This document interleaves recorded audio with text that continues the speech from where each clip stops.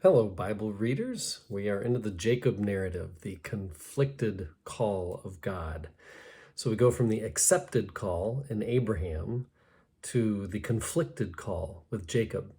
So for the next 8 or 9 days, I'm going to look more deeply into Genesis 25:19 to 36:43.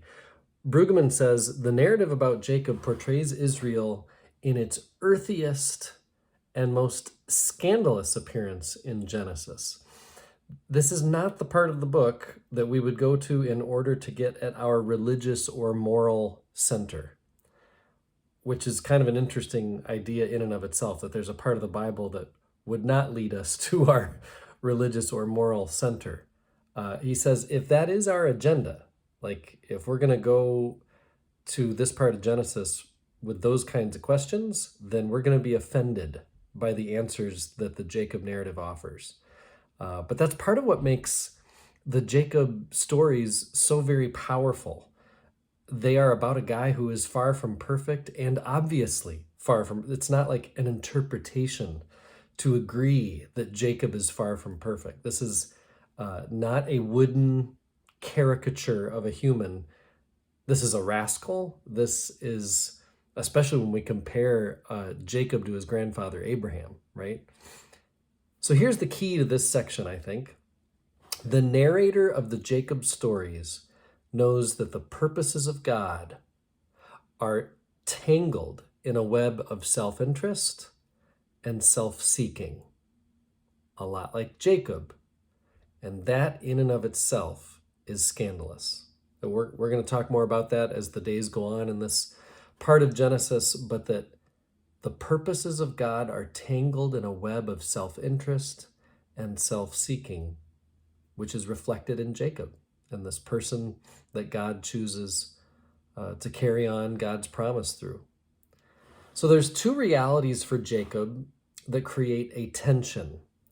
Just like there were tensions in the Abraham story that could not be cut, there's a tension in the Jacob stories that can't be cut too. Number one, God has chosen and destined this Jacob in a special way.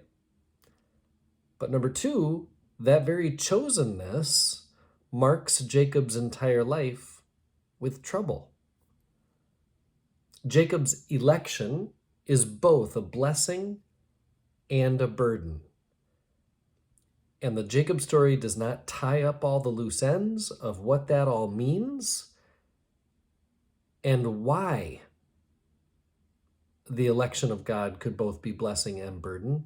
We are left with unresolved tension. And so, like lots of other parts of Scripture, that can feel frustrating, and yet it feels real too. A couple notes on the organization of materials here. We're going to see 4 independent materials represented in the Jacob narrative. They can be organized pretty simply. There are stories that are about Jacob and Esau, some that are about Jacob and Laban, some that are about Jacob and his sons. And then number 4 is kind of a miscellaneous, but it's Jacob in the midst of God-like encounters. Some kind of even strange kinds of stories. Where Jacob, meets up, for example, with God, or is it a man on the river banks wrestling? But all 4 of these, Jacob and Esau, Laban, his sons, they're all marked with struggle. That's the mark of the Jacob narrative. So that's how it's organized. And as for authorship, I know some of you are interested in this too. These are stories from the north, as much as the Abraham stories would have been from kind of the royal establishment in Jerusalem.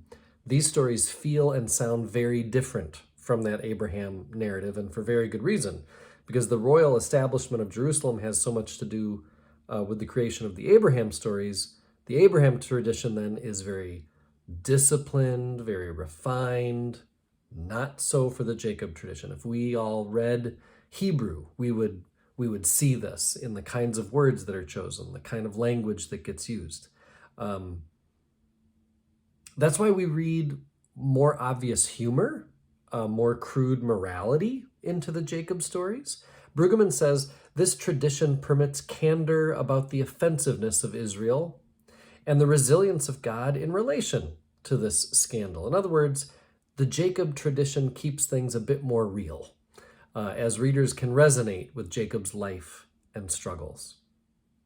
One interesting contrast highlighted by Brueggemann that I really appreciated, that I wanted to share with you: Abraham is all about the vertical problem. That is, it's about the relationship between God and us, which leads to a religious response of faith on Abraham's part, right? Those stories were all about the promise from God to Abraham pertaining to a son. Jacob, these stories are all about the horizontal problem, the relationship between us and each other humans within our own generation, which leads less to a religious response and more of a day-to-day earthy and earthly response. So not necessarily so religious, but day-to-day stuff. If Abraham was the father of faith, Jacob is more down to earth. And that's what we'll see in these stories. Tomorrow I'd like to get into Genesis 25, 19 to 34. So please take a look at that in preparation. A lot happens in our introduction to Jacob. I am one with my God. My God is with us, all of us, at all times and in all places.